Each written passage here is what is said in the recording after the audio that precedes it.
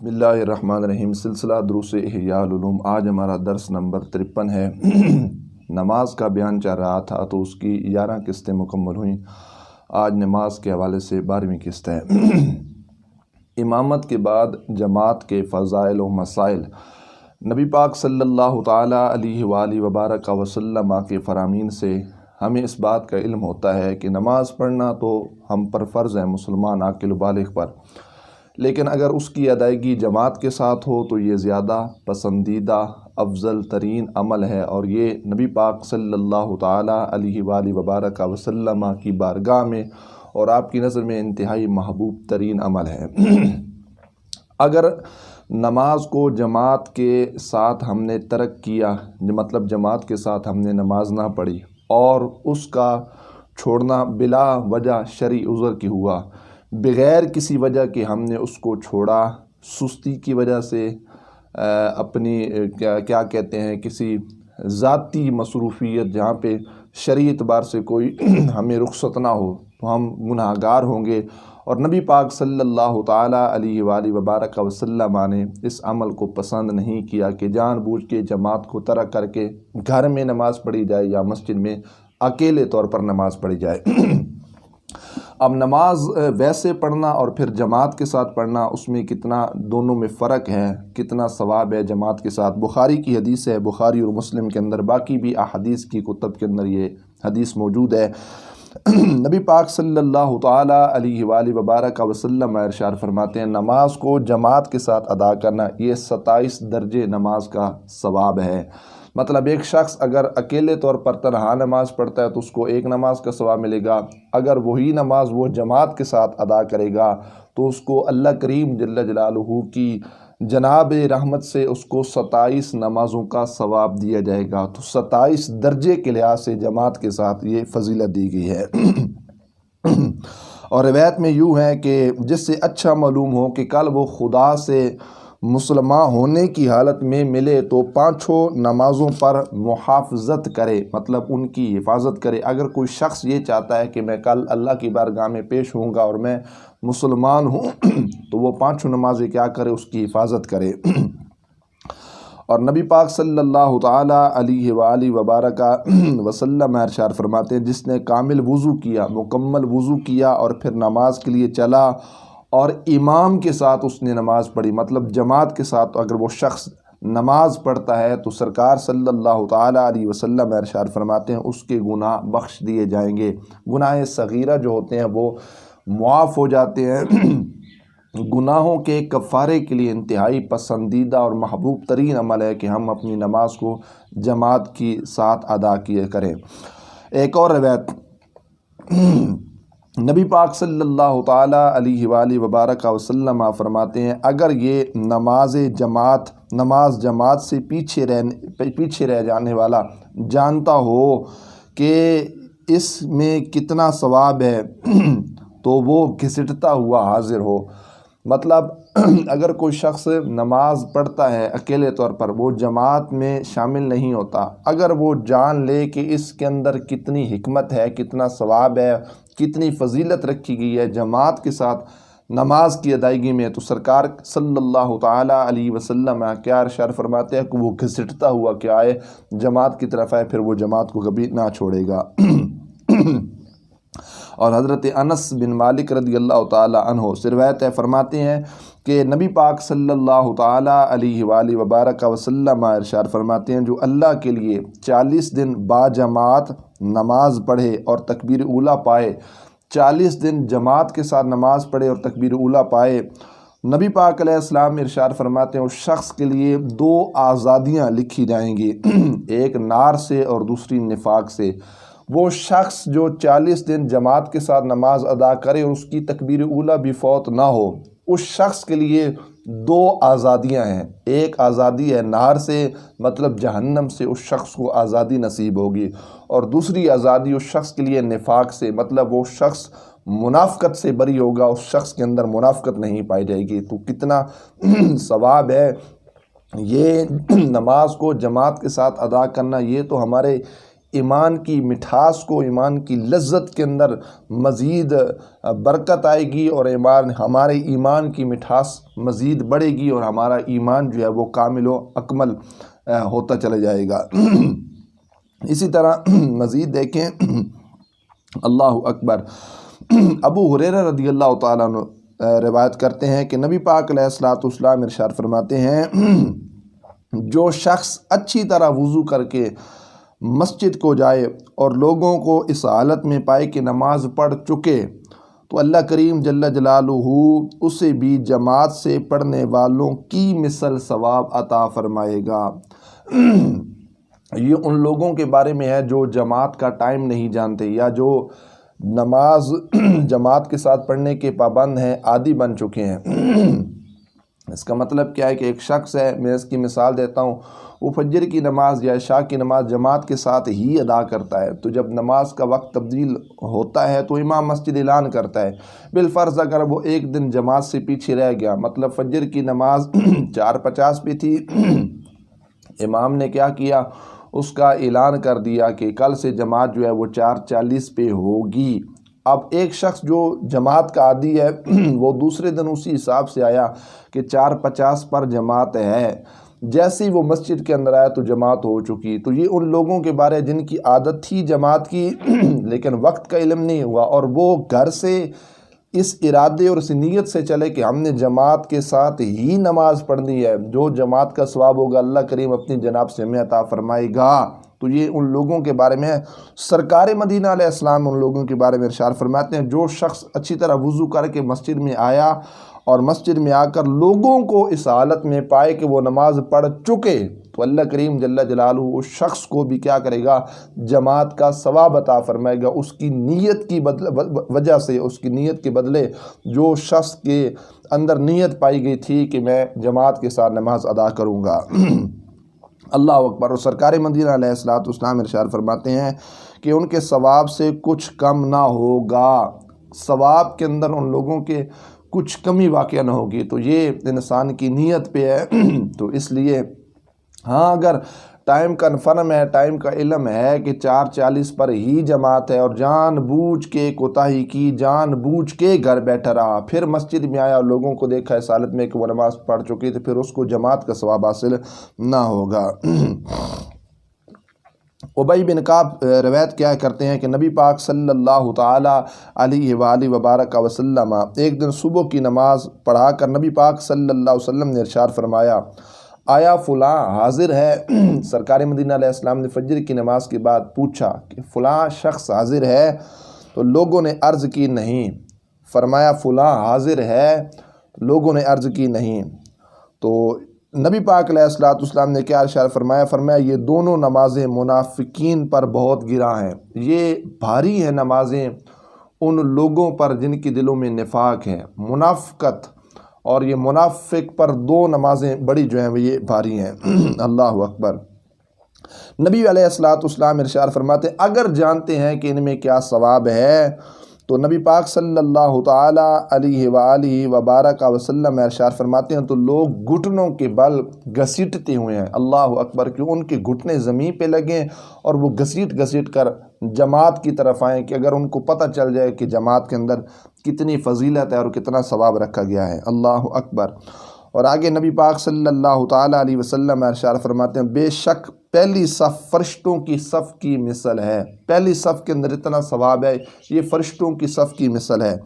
اگر جانتے ہو کہ اس کی فضیلت کیا ہے تو اس کی طرف سبقت کرتے، آگے بڑھتے، اور لوگ اس میں بڑی غلطی کوتاہی کرتے ہیں کہ پہلی صف کے اندر جگہ موجود ہوتی ہے اور لوگ جو ہے وہ پچھلی صفوں کی طرف جاتے ہیں، یہ پیچھے کھڑے ہو کر نماز پڑھنا وہ شروع کر دیتے ہیں۔ حالانکہ نبی پاک علیہ السلام ارشاد فرماتے ہیں سب سے مقدس قدم وہ ہے، سب سے نیکی والا قدم وہ ہے جو شخص قدم اٹھا کر کیا کرتا ہے، صف کے کسی خلا کو پر کرتا ہے۔ اگر اگلی صف کے اندر کوئی جگہ موجود ہے تو ہمارا جو قدم اٹھ کر جائے گا اگلی صف کے خلا کو پر کرنے کے لیے، وہ سب سے بڑی نیکی بنے گا اور سب سے افضل وہ قدم بنے گا جو ہم اٹھا کر جائیں گے کسی صف کے خلا کو پر کرنے کے لیے۔ تو اس لیے نبی پاک علیہ السلام نے پہلی صف کی فضیلت کو کیا کیا، سرکار فرماتے ہیں یہ فرشتوں کی صف کی مثل ہے۔ امیر المؤمنین حضرت فاروق اعظم رضی اللہ تعالیٰ عنہ نے صبح کی نماز میں ایک شخص کو نہیں دیکھا۔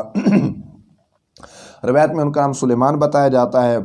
تو جب حضرت فاروق اعظم رضی اللہ تعالیٰ عنہ بازار کی طرف تشریف لے گئے تو راستے کے اندر سلیمان کا گھر تھا۔ تو حضرت عمر فاروق اعظم رضی اللہ تعالیٰ عنہ نے دروازہ کھٹکایا تو ان کی ماں شفا وہ جب دروازے پہ تشریف لائیں تو حضرت فاروق اعظم رضی اللہ تعالیٰ عنہ نے پوچھا کہ میں نے سلیمان کو فجر کی نماز میں نہیں پایا، مطلب نہیں دیکھا کہ وہ جماعت کے ساتھ ہمارے ساتھ حاضر ہیں۔ تو ان کی والدہ محترمہ نے کیا فرمایا کہ وہ رات میں نماز پڑھتے رہے، پھر نیند آ گئی، پھر فرمایا کہ وہ صبح کی نماز جو ہے نا جماعت کے ساتھ وہ ادا نہ کر سکے اور وہ سو گئے۔ تو حضرت فاروق اعظم رضی اللہ تعالیٰ عنہ نے کمال کا جملہ ارشاد فرماتے ہیں کہ صبح کی نماز جماعت سے پڑھنا فرماتے یہ میرے نزدیک ساری رات کے قیام سے افضل ہے۔ ایک شخص ہے وہ ساری رات قیام کرے، نوافل پڑھے، نفلی عبادت کرے اور صبح جماعت کے ساتھ نماز کو چھوڑ دے۔ تو فاروق اعظم رضی اللہ تعالیٰ عنہ کیا فرماتے ہیں، میرے نزدیک فجر کی نماز کو جماعت کے ساتھ ادا کرنا یہ ساری رات کے قیام و نفلی عبادت سے بہتر ہے۔ اب وہ لوگ کہاں گئے کہ جنہوں نے فجر کی نماز ہی چھوڑ دی۔ حضرت فاروق اعظم تو کہتے ہیں ساری رات کی عبادت سے فجر کی نماز کو جماعت کے ساتھ پڑھنا یہ زیادہ افضل ہے۔ تو اب وہ لوگ جو نماز فجر ہی ادا نہیں کرتے اور ساری رات قیام یا نوافل اور نفلی عبادت میں گزار دیتے ہیں تو پھر ان کو کیا فائدہ، ان کو کوئی فیض نصیب نہیں ہوگا، کوئی ثواب نصیب نہیں ہوگا۔ حضرت عبداللہ ابن مکتوم رضی اللہ تعالی عنہ نے عرض کی آقا صلی اللہ تعالی علیہ وآلہ وبارک وسلم مدینہ پاک کے اندر موذی جانور موجود ہیں، میں نابینا ہوں، میری آنکھوں میں بینائی نہیں ہے، نور نہیں ہے، میں دیکھ نہیں سکتا، تو کیا مجھے رخصت ہے کہ میں نماز کو گھر پڑھ لوں؟ ہمارے آقا صلی اللہ تعالی علیہ وآلہ وبارک وسلم ارشاد فرماتے ہیں حی علی الصلاۃ اور حی علی الفلاح، سنتے ہو؟ عرض کی جی ہاں سنتا ہوں۔ تو ہمارے آقا صلی اللہ تعالی علیہ وسلم ارشاد فرماتے ہیں پھر نماز کے لیے حاضر ہو۔ اگر گھر میں بیٹھ کر حی علی الصلاۃ اور حی علی الفلاح کی آواز سنتے ہو تو پھر نماز کے لیے حاضر ہو۔ تو نابینا سے ابھی جن کی آنکھوں میں بینائی نہیں ہے تو یہ نبی پاک صلی اللہ تعالیٰ علیہ وآلہ وبارک وسلم ترغیب دے رہے ہیں اور جماعت کی فضیلت کو بیان کر رہے ہیں کہ میرے کوئی امتی اس میں ہرگز کسی لحاظ سے سستی کوتاہی نہ کرے اور بلا وجہ شرعی عذر اس میں کسی قسم کی کوتاہی نہ کرے۔ سرکار فرمانا یہ چاہتے ہیں یہ بہت بڑا ثواب ہے، یہ بہت بڑی فضیلت ہے نماز کو جماعت کے ساتھ ادا کرنا۔ اس میں تو یہ ہے کہ اگر کسی شخص کی آنکھوں سے نور چلا گیا اور وہ جانتا ہے مسجد کی راہ کو پہنچ سکتا ہے، اذان کی آواز سنتا ہے، تو اس شخص کے لیے بھی چاہیے کہ وہ کیا کرے، چل کر مسجد کی طرف پہنچے۔ جہاں پہ ایک اندھا شخص اور جس کی آنکھیں کمزور ہیں وہ بازار جا کر ہر قسم کے سودے خرید سکتا ہے، دکانداری چلا سکتا ہے، گلیوں میں پھر سکتا ہے، لوگوں کے دکھوں میں سکھوں میں غم اور خوشی میں شریک ہو سکتا ہے، تو کیا وہ شخص مسجد کی طرف نہیں آ سکتا؟ مسجد کا دروازہ نہیں جانتا، مسجد کی راہ کو نہیں جانتا، کیوں نہیں جانتا؟ تو اس شخص کے لیے بھی ضروری ہے کہ وہ مسجد کی طرف آ کر نماز کو جماعت کے ساتھ ادا کرے۔ بخاری اور مسلم میں حضرت ابو ہریرہ رضی اللہ تعالیٰ عنہ روایت کرتے ہیں کہ نبی پاک صلی اللہ تعالیٰ علیہ وآلہ وبارک وسلم فرماتے ہیں اگر لوگ جانتے ہیں آذان اور صف اول میں کیا ہے تو نبی پاک علیہ الصلوۃ والسلام ارشاد فرماتے ہیں پھر بغیر قرآ ڈالے نہ پاتے، اس پر قرآ اندازی کرتے۔ اللہ اکبر! اگر لوگ جانتے کہ اذان اور صف اول میں کیا ہے تو لوگ قرآن اندازی کرتے۔ اللہ اکبر! قرآن اندازی کر کے وہ کیا ہوتے، اس کے اندر شریک ہوتے۔ اور بخاری کے علاوہ دیگر سیاستہ میں بھی یہ بات موجود ہے کہ نبی پاک صلی اللہ تعالی علیہ وآلہ وبارک وسلم کا جو انداز تھا صفوں کو سیدھی کرنے کے لحاظ سے، تو نعمان بن بشیر رضی اللہ تعالی عنہما کیا کہتے ہیں، وہ فرماتے ہیں کہ نبی پاک علیہ الصلوۃ والسلام ہماری صفیں تیر کی طرح سیدھی کرتے، جس طرح تیر سیدھا ہوتا ہے اس طرح سرکار ہماری صفوں کو کیا کرتے، سیدھا کرتے، یہاں تک کہ خیال فرمایا کہ اب ہم سمجھ لیے۔ اللہ اکبر! اور حضرت نعمان بن بشیر کیا کہتے ہیں، پھر ایک دن تشریف لائے اور کھڑے ہوئے اور قریب تھا کہ تکبیر کہیں، ایک شخص کا جو سینہ تھا وہ صف سے نکلا ہوا دیکھا تو نبی پاک علیہ الصلوۃ والسلام ارشاد فرماتے اے اللہ کے بندے صفوں کو برابر رکھو۔ ایک شخص جو نبی پاک علیہ الصلوۃ والسلام کے پیچھے نماز ادا کر رہا تھا، قریب تھا کہ تکبیر کہیں۔ جب سرکار مدینہ علیہ الصلوۃ والسلام نے صف کو دیکھا نا تو ایک شخص نے اپنا سینہ جو تھا وہ آگے نکالا ہوا تھا، تو نبی پاک علیہ الصلوۃ والسلام نے کیا ارشاد فرمایا، اللہ کے بندو صفوں کو سیدھا رکھو۔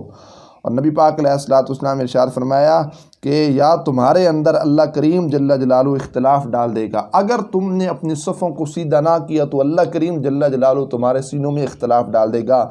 دلوں میں محبت کا، عقیدت کا، الفت کا جو ہے نا یہ بہت بڑا ذریعہ ہے کہ ہم نماز جماعت کے لحاظ سے جب اپنی صفیں بنائیں تو صفوں کو درست اور سیدھا رکھا کریں کہ نماز جماعت کے ساتھ جو ہماری صف بنے وہ بالکل کیا ہو، سیدھی ہوں۔ اور بخاری و مسلم ابن ماجہ میں ہے، حضرت انس رضی اللہ تعالی عنہ سے روایت ہے، فرماتے ہیں کہ صفیں برابر کرو، اللہ اکبر، صفیں برابر کرو۔ صفیں برابر کرنا تمام نماز میں ہے، یہ نماز کے کامل ہونے کے لحاظ سے بہت بڑا سبب ہے کہ نماز میں صفوں کو جماعت کے لحاظ سے بالخصوص جو ہے نا صفوں کو سیدھا رکھا جائے، اللہ اکبر۔ اور ایک اور روایت ہے، نبی پاک صلی اللہ تعالی علیہ وآلہ وبارک وسلم ارشاد فرماتے ہیں، جو صف کو ملائے گا اللہ کریم جل جلالہ اس کو ملائے گا، اور جو صف کو توڑے گا اللہ کریم جل جلالہ کیا کرے گا، اسے توڑے گا، اس سے قطع کرے گا، اس سے توڑے گا، اللہ اکبر۔ اور نبی پاک صلی اللہ تعالی علیہ وآلہ وبارک وسلم ارشاد فرماتے ہیں، کیوں نہیں اس طرح صف باندھتے جس طرح ملائکہ رب کے حضور باندھتے ہیں۔ عرض کی آقا یا رسول اللہ صلی اللہ تعالی علیہ وآلہ وبارک وسلم کس طرح ملائکہ اپنے رب کے حضور صف باندھتے ہیں؟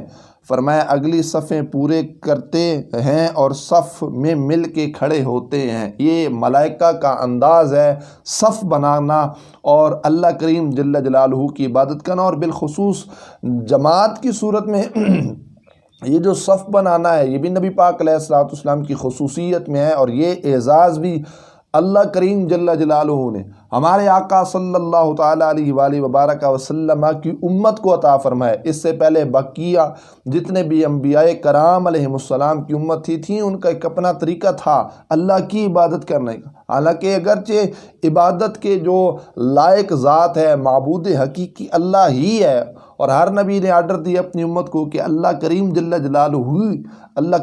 جلالہ ہی عبادت کے لائق ہے، انہوں نے بھی عبادات کی، لیکن اس طرح جماعت میں صف بنانا، صف کو سیدھا کرنا، یہ جو طریقہ ہے یہ ملائکہ کا طریقہ ہے۔ اس طریقے میں ملائکہ فرشتے اللہ کی عبادت کرتے ہیں، اور یہ خصوصیت اور یہ اعزاز بھی اللہ کریم جل جلالہ نے ہمارے آقا صلی اللہ تعالی علیہ وآلہ وبارک وسلم کی امت کو عطا فرمایا ہے۔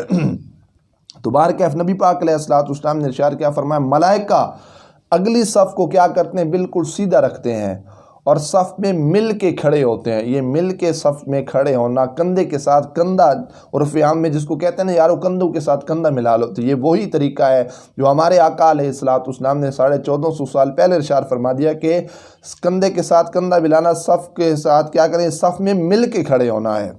اور ایک اور روایت نبی پاک علیہ الصلوۃ والسلام ارشاد فرماتے ہیں، اللہ کریم جل جلالہ اور اس کے فرشتے ان لوگوں پہ درود بھیجتے ہیں جو صفیں ملاتے ہیں۔ صف ملانا کتنا ثواب ہے کہ اللہ بھی رحمت بھیجے گا اور فرشتے بھی دعا کریں گے ایسے لوگوں کے لیے جو کیا کرتے ہیں، صفوں کو ملا کے کھڑے ہوتے ہیں۔ صف کو ملانا کتنا بڑا ثواب ہے۔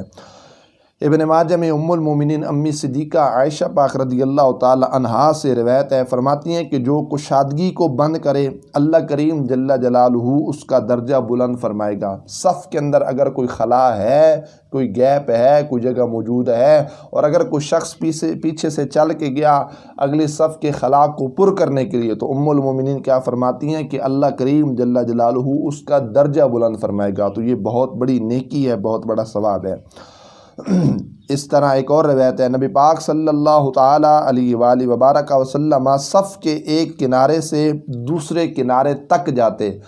صف کے ایک کنارے سے مطلب ابتدا سے انتہا تک، ایک کنارے سے سرکار دوسرے کنارے تک تشریف لے جاتے، اور کیا کرتے؟ نبی پاک صلی اللہ تعالیٰ علیہ وآلہ وبارک وسلم کے متعلق آتا ہے، حضرت برہ بن عازب کہتے ہیں کہ ہمارے مونڈے یا سینے پہ ہاتھ پھیرتے، سرکار اس طرح مونڈے اور سرکار مدینہ علیہ السلام سینوں پہ ہاتھ پھیرتے۔ یہ صحابہ کرام علیہم الرضوان فرماتے ہیں۔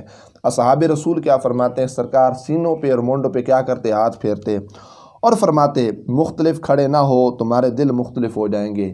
یہ صف کے اندر جدائیگی پیدا نہیں کرنی، اس میں خلا پیدا نہیں کرنا، ورنہ تمہارے دل کیا ہو جائیں گے؟ اس کے اندر اختلاف پیدا ہو جائے گا۔ صف کو ملانا، جماعت میں کھڑے ہونا، کندھے کے ساتھ کندھا ملانا، یہ محبت و عقیدت کا بہت بڑا سبب ہے، بہت بڑا ذریعہ ہے۔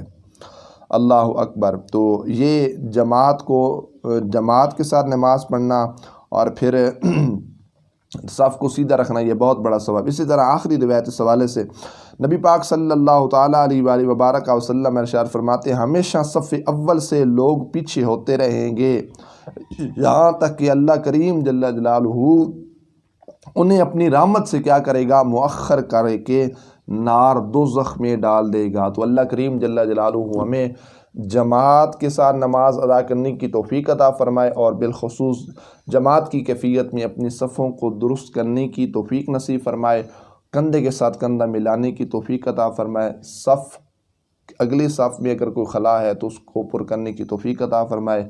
اللہ کریم جل جلالہ عمل کی توفیق نصیب فرمائے۔ وآخر دعوانا الحمدللہ رب العالمین۔